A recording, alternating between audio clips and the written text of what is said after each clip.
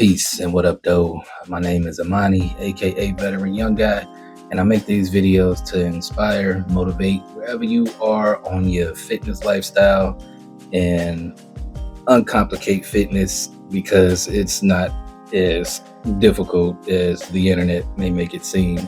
So we're gonna simplify this thing. So get right into it. Start. This is in no particular order, but these 6 things that I found in my 13, 14 years in the gym are the ones to concentrate on to live a healthy lifestyle and to build muscle no matter what age you're at.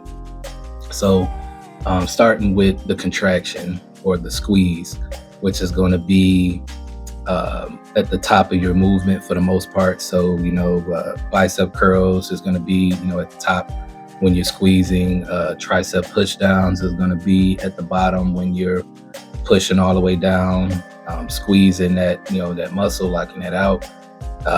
With the back, to be at the top of a pull-up, for instance, or when you're pulling down on the lat pull down machine, it'll be at the bottom when you bring it down to your chest. Push-ups, it'll be at the top of the pressing motion, so on. But that squeeze is something you want to focus on. Another term that you may hear for it is called mind-muscle connection, and that's going to help you connect with that muscle and that you're using only that muscle or majority of that muscle when you're doing the movement. If you're doing, biceps, you should feel it, if your curls or something like that, you should feel it in your biceps, not like your shoulders and all the other muscles you use in trying to get the weight up because it's too heavy. So, like I said, that contraction, that mind muscle connection is going to be one of the keys to, build muscle no matter what age you at. Next, I would say is control the negative, or the downward portion of the motion. So, for instance, bench press, that's going to be when you're bringing it down to your chest. Lat pull down, that's going to be when you're letting the cable go back up to a starting position. Pull up, it's going to be when you're lowering yourself down, so on and so on. But that negative part of the motion is one of the most important parts. That's where a lot of the tearing down of the muscle comes from, and where your strength also is built in that range as well. But controlling that negative, not allowing that weight to swing you around, or like I said, letting it just come slamming down, whether you're using free weights or cables. And especially if you're using cables, you're getting a much better feel because it's constant. You should feel that tension on that cable the entire time during that negative motion of whatever movement it is that you're doing. So, if you do nothing else, control the negative. That's gonna get a lot of gains, controlling that negative. That means not using weight that you shouldn't be using. And while heavy is relative, like somebody could be warming up with 150 pounds and, on a bench press, for instance, and that 150 may be somebody else max. But regardless, if that's their max and they're pushing themselves, they're going to get the same gains from a person who's, max maybe 225 or whatnot, So strength doesn't always equal muscle. And a lot of times it's, just ego driven, and you're not even using the muscles you're supposed to be using when you're, doing that movement. So control the negative, kill that ego. Next, I would say is going to failure, or, at least a rep shy of failure. So if, let's say you're going for 10 reps in whatever exercise it is that you're doing, your first and second rep should not look like your 9th and 10th rep. That 9th, 8th, 9th, 10th rep, you should be, it should be challenging to get those reps up. Still with good form. Don't want to let your form break down to where you risk injury and bringing other muscles into the movement that doesn't require it. But like I said, you want to be pushing yourself and pushing that that weight should be challenging towards those last couple of reps. Your, like say, your first two and your last two shouldn't look alike. So whether you're going total failure, which I do a lot, pretty much all of my sets I'm taking to failure, one shy at the most, but for the most part, on my last rep I can't push it up no more, like, and that's gonna allow you to continue to make gains, as long as you're pushing yourself in that aspect. Next thing I would say, fourth, is kind of in the same vein, which is just using a challenging weight. So again, if let's just take push-ups for instance. The number 10 or 12 or whatever it is an arbitrary number. So if you're, let's say you get down, you do 10 push-ups, that 8, 9, 10 was easy, but you stopping at 10 because that was how many reps you were supposed to do. You didn't get nothing out of that set, not nearly much as what you should have if you stopped at 10, but you could have did 15, or you could have did 17, 18, 20, whatever. Stopping that shy of what you could have done, you'll be spinning your wheels in the gym and wondering why you're not making any gains or getting stronger or getting bigger, losing weight, whatever your goal is.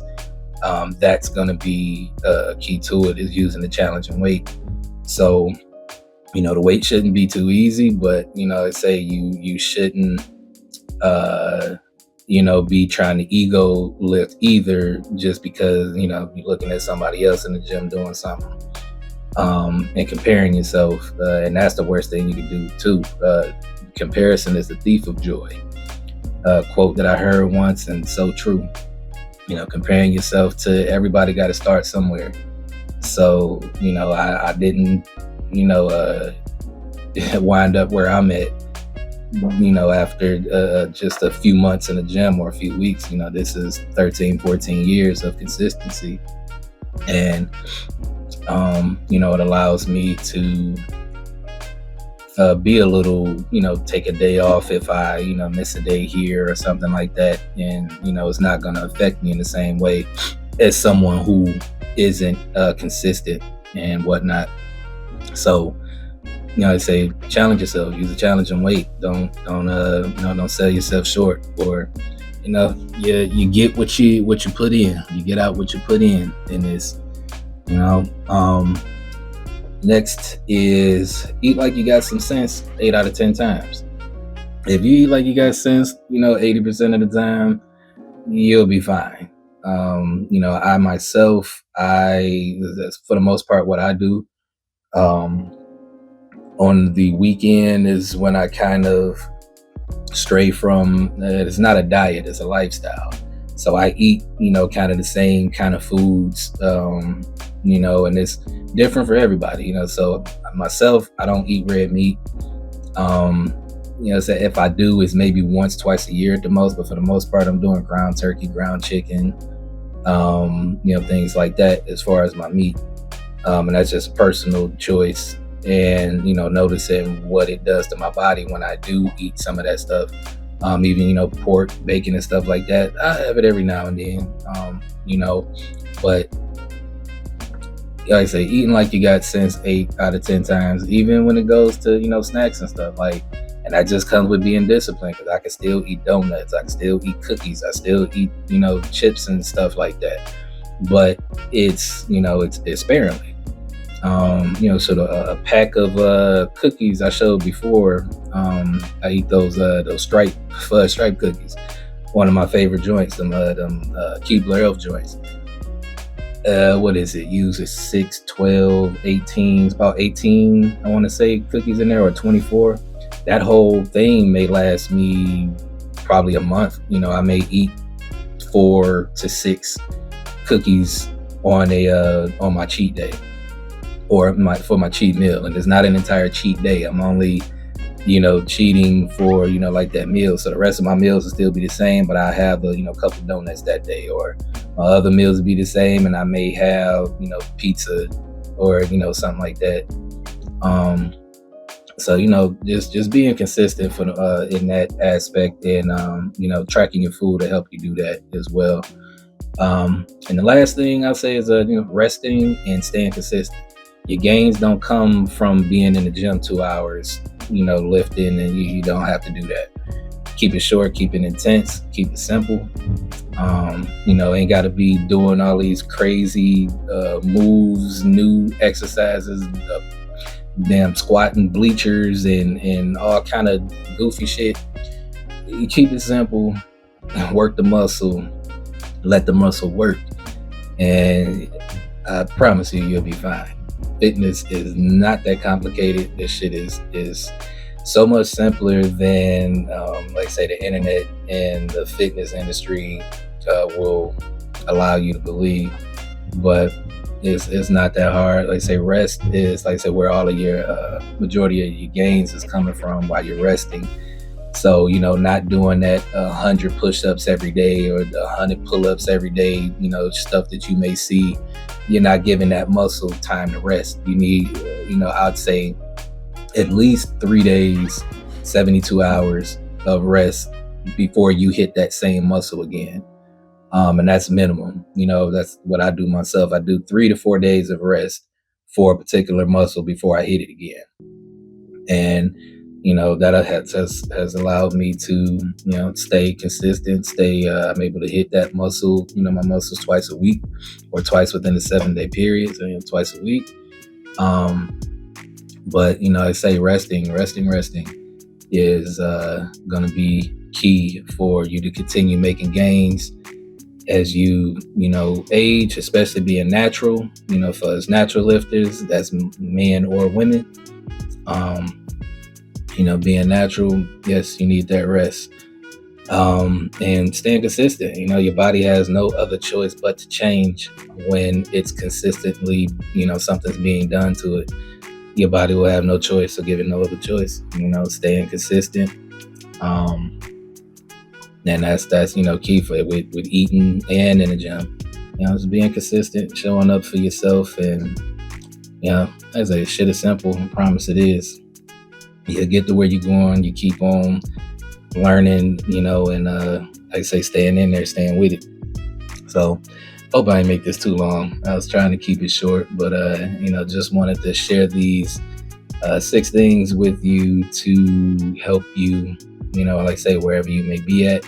Hope that it does. And if you have any questions about anything, like I say, I'll be happy to answer them. So drop it down in the comments. And like if this was helpful to you and all that good stuff. But that's it for this one. Peace to the next one.